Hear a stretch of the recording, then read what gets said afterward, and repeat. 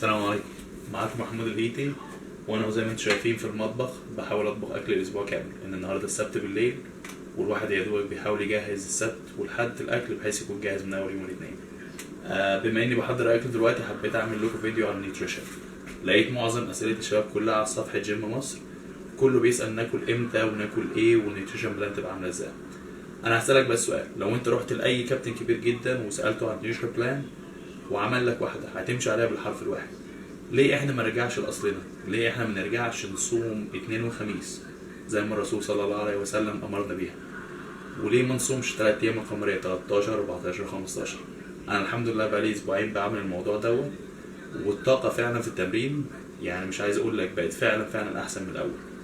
انا عارف في ناس كتير جدا ضد ان هي تتمرن وهي صايمه، بس جربها، ممكن في اول مرتين 3 تبقى صعبه، بس بعد كده جسمك نفسه هيتعود عليها. ولو بالنسبه للاكل حاول تصحى قبل الفجر شويه، كل شويه فول مع بيض هيدوك طاقه كويسه جدا لبقيه اليوم.